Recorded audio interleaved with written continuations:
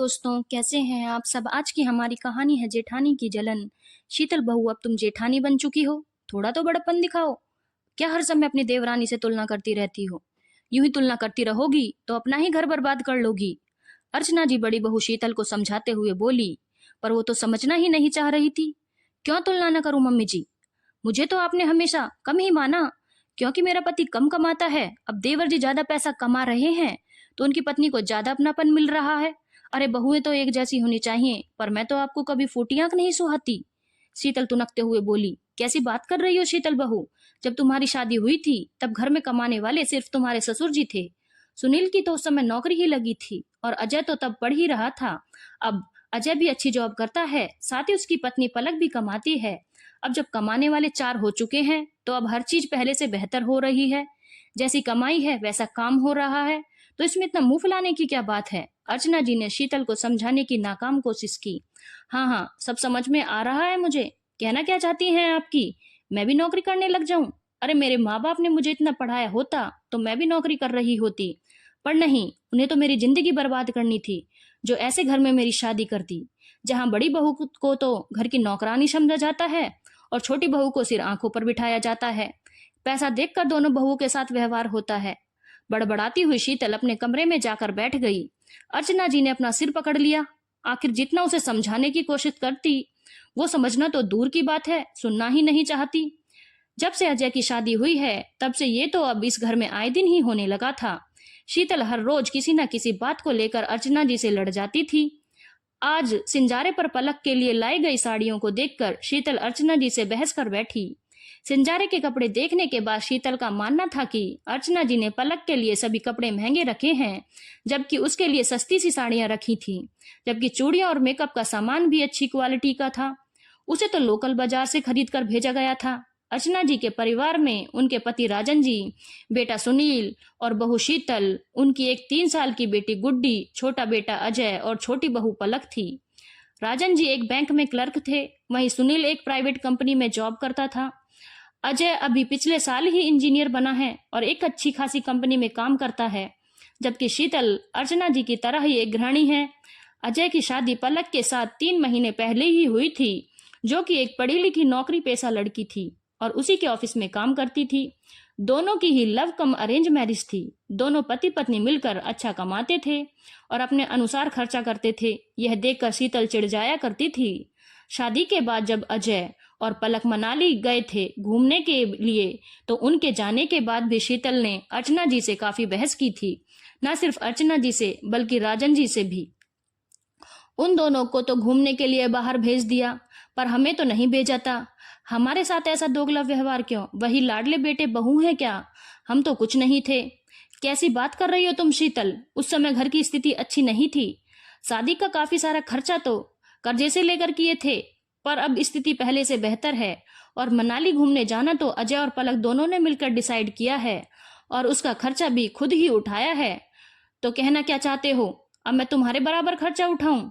अरे जब खर्चा उठाने की औकात नहीं थी तो शादी ही क्यों की थी मुझसे? जिंदगी भर क्या फकीरों की तरह रहूंगी मैं अपनी इच्छाओं को मारकर?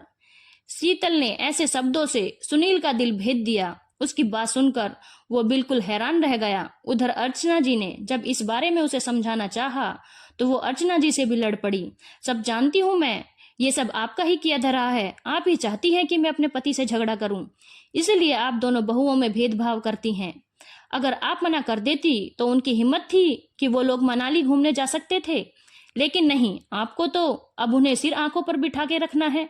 सारी पाबंदी तो हमारे लिए ही थी। अर्चना जी को ही जब पलट का जवाब मिला तो वो चुप हो गई। आखिर जिसकी आंखों पर पर्दा पड़ा हो वो किसी की क्या सुनेगा? इतनी जलन की भावना देखकर ही अर्चना जी हैरान रह गई। आए दिन कोई ना कोई बात को लेकर वो लड़ाई झगड़ा कर रही थी और अब सिंजारे के कपड़ों के पीछे लड़ पड़ी। सुबह से शाम तक घर में कलह का माहौल ही रहा। ऐसे माहौल के बीच में शीतल ने अपनी बेटी गुड्डी को संभालना भी मुनासिब नहीं समझा। पूरे दिन गुड्डी अपनी दादी के पास ही रही। शाम को जब सब लोग अपने अपने ऑफिस से घर आए तो भी माहौल बड़ा अजीब सा था। किसी की भी हिम्मत नहीं हो रही थी कि जाकर शीतल को एक बार टोके तो सही। आखिर जब सुनील से रहा नहीं गया तो उसने बाहर बरामदे में आकर शीतल के माता पिता को फोन लगा दिया। और अपने सास ससुर को शीतल के बारे में सब कुछ बताकर घर पर बुला लिया। आखिर जब से सुनील की शादी हुई थी, उसकी शादी और जिंदगी जी का जंजाल बनी हुई थी। आखिर कोई ना कोई फैसला तो लेना ही था। आखिर कुछ देर बाद उसके मम्मी पापा उसके ससुराल पहुंच गए। अचानक अपने मम्मी पापा को देखकर शीतल अर्चना जी की तरफ गुस्से से घूरने लगी। उसे अपनी मम्मी की तरफ ऐसे देखकर सुनील बोला, मम्मी जी, पापा जी को मम्मी ने नहीं मैंने बुलाया है, मुझसे बात करो। सुनील के कहते ही शीतल उसकी तरफ देखने लगी। पूछ सकती हूँ क्यों? आज मेरे मम्मी पापा को ससुराल क्यों बुलाया गया है? एक तो आपका परिवार मेरे साथ इस तरह का दोहरा व्यवहार कर रहा है, दोनों बहुओं को एक जैसा नहीं समझता, और ऊपर से मेरे ही मायके वालों को बुलाया जा रहा है। आखिर गलत क्यों बर्दाश्त करूं मैं? ऐसा क्या गलत हुआ है तेरे साथ, बताएगी मुझे, जरा मैं भी तो सुनूं। शीतल ने कहा तो उसकी मम्मी बीच में ही बोली। आखिर शीतल ने वही सारी बातें दोहरा दी जो वह अक्सर अर्चना जी और सुनील के सामने कहती थी। उसके मन में इतनी जलन की भावना देखकर उसके माता पिता भी हैरान रह गए। इतनी जलन की भावना, वो भी अपनी ही देवरानी से। ये दोनों जो कर रहे हैं अपनी मेहनत के दम पर कर रहे हैं। तेरे पति की कमाई से तो कुछ नहीं ले रहे, और इतनी महंगी महंगी साड़ियां अगर सिंजारे में देने के लिए आई हैं तो अब घर की स्थिति बेहतर हो चुकी है, और उसके लिए भी पैसा उसका पति और ससुर दे रहे हैं। तुझे ऐतराज क्यों है? तेरे लिए भी तो चीजें आई थी, उसमें तेरे पति और तेरे ससुर की मेहनत की कमाई थी। फिर फर्क कहाँ हुआ?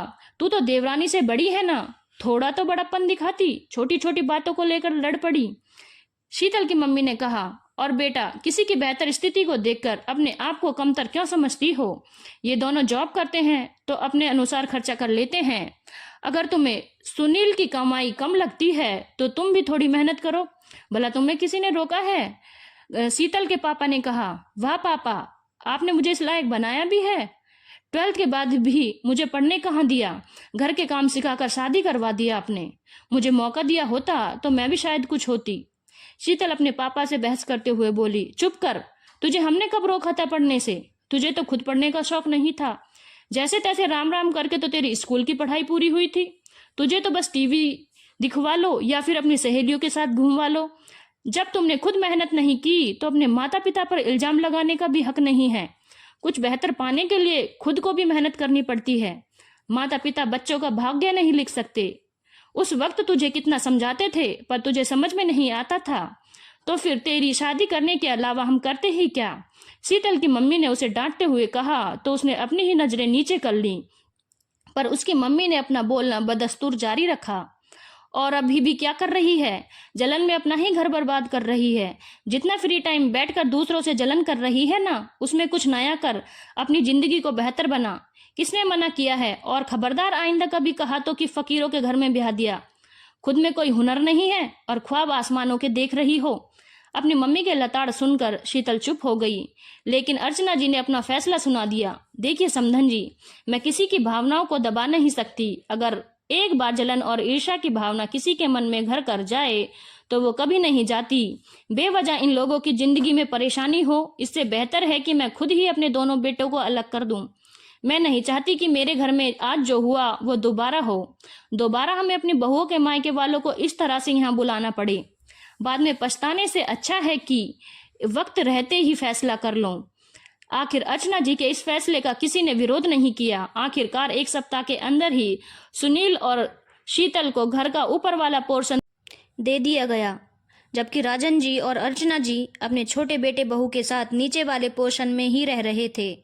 और अब शीतल सिलाई सेंटर जाती है सिलाई सीखने के लिए, और पीछे उसकी बेटी गुड्डी को संभालती हैं अर्चना जी। धन्यवाद दोस्तों। अगर आपको कहानी अच्छी लगी हो तो चैनल को लाइक, शेयर और सब्सक्राइब करना ना भूलें।